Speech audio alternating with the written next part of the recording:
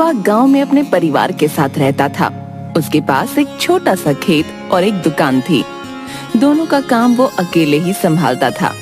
काम में इतना व्यस्त रहता था कि उसे अपने लिए समय ही नहीं मिलता। सुबह से रात हो जाती, उसे पता ही नहीं रहता। अरे जल्दी करो, मुझे दुकान जाने में देर हो रही है। खेत का काम भी देखना है। क्या जल्दी करूं? आपको 2 दिन से कह रही हूँ माँ जी को डॉक्टर को दिखाइए, पर आप हैं कि सुनते ही नहीं। अरे अभी मेरे पास बिल्कुल भी समय नहीं है। तुम खुद उन्हें डॉक्टर के पास क्यों नहीं ले जाती? मैं ना बाबा ना, मुझ में इतनी हिम्मत नहीं कि मैं माँ जी को डॉक्टर के पास लेकर जाऊं। वो रास्ते में मुझे इतना परेशान कर देंगी कि मैं वापस घर आने के लायक ही नहीं रहूंगी। ये काम आपका है, आप ही कीजिए।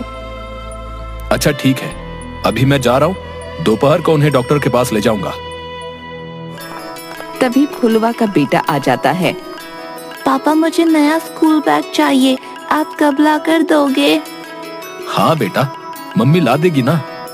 हाँ हाँ, मम्मी क्यों नहीं ला कर देगी? पापा मुझे खजाना जो देते हैं। अरे कल 1000 रुपए दिए थे, उनका क्या हुआ? घर का राशन आ गया, और क्या हुआ? अब क्या आप मुझसे 1-1 रुपए का हिसाब मांगेंगे? पापा मुझे नहीं पता, मुझे आज ही स्कूल बैग चाहिए। सब बच्चों के पास सुंदर सुंदर बैग हैं और मेरा तो जगह जगह से फटा पड़ा है। अब तो उसमें से ज्योमेट्री बॉक्स भी बाहर निकल कर गिर जाता है। तू चिंता न कर बेटा, पापा हैं तेरे, लाएंगे क्यों नहीं। आज जरूर तेरे लिए नया स्कूल बैग लेकर आएंगे। पिता का फर्ज निभाना ही पड़ेगा। अच्छा ठीक है, अभी मुझे जाने दो, नहीं तो मेरा सारा काम रुक जाएगा। फुलवा जाने लगता है।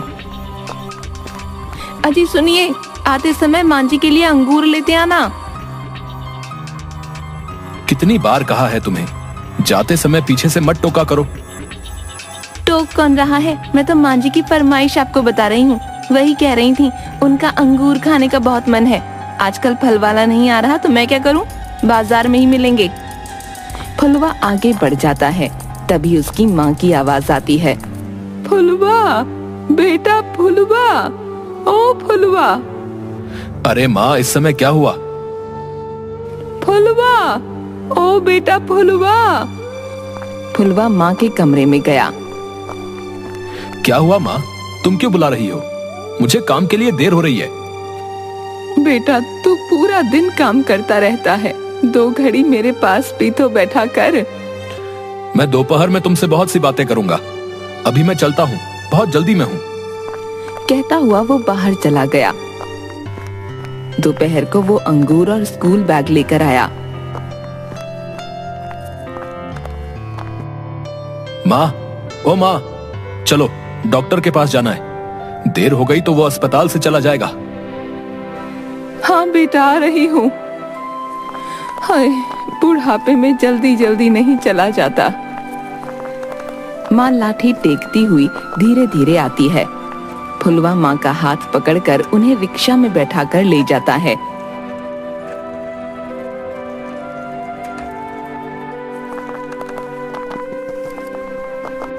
वापस आकर, सुनती हो, माँ का ध्यान रखो।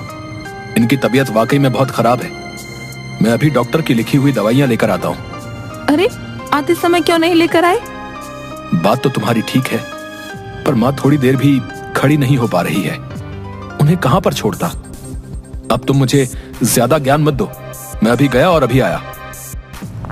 फुलवा दुकान से दवाइयाँ लेकर निकला ही था, तभी एक मजदूर उसके पास आया। फुलवा भैया, चलो मेरे साथ चलो, वरना मैं आपके खेत में काम नहीं करूंगा। अरे कौन सा तूफान आ गया जो इतना जरूरी है?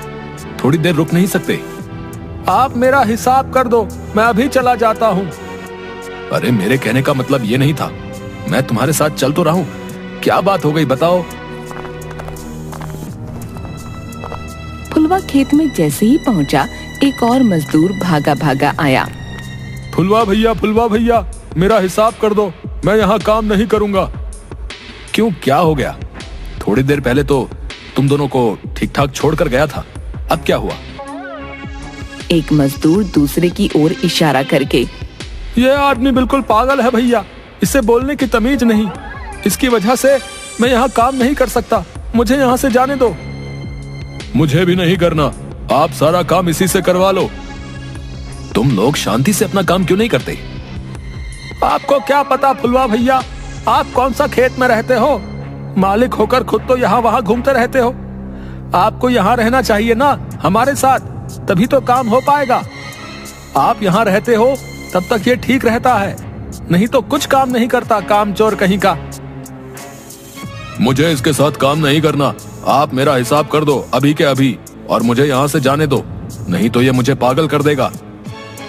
ठीक तरह से सोच लो भैया, क्या पता तुम्हें कल काम न मिले। आप चिंता मत करो, ढूंढने जाऊंगा तो मिलेगा क्यों नहीं, आप बस मेरी मेहनत के पैसे दे दो। फुलवा ने उसे पैसे दे दिए। दूसरा मजदूर काम में लग गया और फुलवा भी काम में उसकी मदद करने लगा। हे भगवान, आज तो मैं बहुत थक गया हूँ, अब तो खड़े रहने की भी हिम्मत नहीं रही। मैं घर जाता हूँ।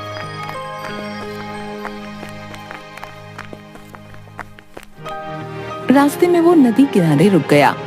क्यों ना एक डुबकी मार लूं, पूरा शरीर दुख रहा है, थोड़ी थकान कम हो जाएगी। वो नदी की ओर बढ़ गया। अरे ओ भैया, ओ भैया, ओ कहाँ जा रहे हो भैया? नदी उफान पर है, वहां मत जाओ। पर फुलवा को उसकी आवाज नहीं आई। वो आगे बढ़ा, उसने एक डुबकी लगाई। इस रोजमर्रा की जिंदगी में बहुत किचकिच है, अच्छा हो नदी में समा जाऊं। कितना शीतल जल है, आहा हा हा, मजा आ गया एक डुबकी में ही। फिर दूसरी डुबकी में अचानक एक तेज लहर आई और फुलवा का संतुलन बिगड़ गया। वो उसके साथ बहने लगा। अरे बचाओ, अरे बचाओ, अरे कोई तो बचाओ, अरे मेरे मुंह से गलती से निकल गया कि मैं नदी में समा जाऊं। अरे भैया बचाओ बचाओ, वो आदमी नदी में बह गया है भैया। फुलवा नदी में समा गया। वो पानी के भीतर और भीतर जाकर बेहोश हो गया। जब उसे होश आया, अरे मैं कहाँ आ गया? ये जगह तो महल जैसी लगती है। महल जैसी नहीं, ये महल ही है। मेरे महल में तुम्हारा स्वागत है। तुम कौन हो? मैं यहाँ कैसे आया? तुमने सच्चे मन से पानी में समा जाने की बात कही तो मैंने सुन ली। तुम मेरी पानी की दुनिया में हो और मैं जल परी हूँ। ये मेरा महल है। तुम नदी में डूब रहे थे तो मैंने तुम्हें बचा लिया, है ना अच्छी बात? आपका बहुत बहुत धन्यवाद। अब मैं घर जाता हूँ। घर कहाँ भागा जा रहा है? तुम कुछ दिन यहाँ रहकर यहाँ के मजे लो। देखो, ऐसा मौका हर किसी के नसीब में नहीं होता। बात तो ठीक है, चलो मैं भी कुछ दिन राजमहल के ऐशो आराम के मजे ले लूं। फुलवा राजमहल में ऐशो आराम से राजकुमारी के साथ खुशी से रहने लगा। मैं तुम्हें एक चुटकुला सुनाता हूँ। हाँ हाँ सुनाओ। 3 सेब पड़े थे। एक लड़के ने दूसरे से कहा कि मुझे ये 3 दे दे। दूसरे लड़के ने उसे 3 थप्पड़ मार दिए। पहले लड़के ने पूछा कि तुमने मुझे मारा क्यों? तो दूसरे लड़के ने कहा कि तूने ही तो कहा था 3 दे दे। राजकुमारी जोर जोर से हंसने लगी। कुछ दिन बाद, मुझे अब यहाँ से जाना है। इतनी जल्दी? कुछ दिन और यहाँ रहो ना। मुझे जाना होगा। हाँ तो चले जाना ना। देखो, मैंने तुम्हारी जान बचाई है, तुम मेरे लिए इतना भी नहीं कर सकते? अच्छा ठीक है। राजकुमारी फुलवा को महल घुमाती, खजाना दिखाती। दोनों खूब हंसते। राजकुमारी, मुझे मेरे परिवार की बहुत याद आ रही है। वो लोग परेशान हो रहे होंगे। अब मुझे यहाँ से जाना चाहिए। नहीं, कुछ दिन और। नहीं नहीं, अब मुझे जाना है। पता नहीं मेरे बिना वो लोग कैसे रह रहे होंगे। रह लेंगे, तुम चिंता मत करो। अब तुम यहाँ से कभी नहीं जा पाओगे। तुम मेरे साथ यहीं रहोगे। ये तुम क्या कह रही हो? मैं जा रहा हूँ।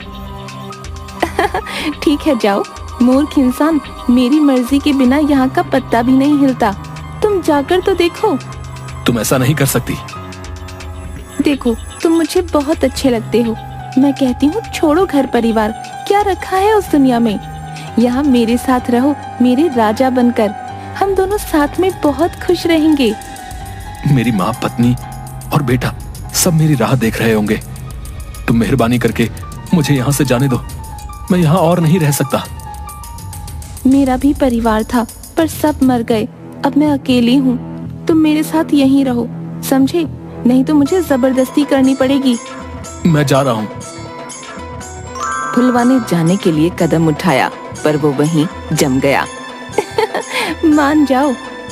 ये तुम गलत कर रही हो, भगवान सब देख रहे हैं।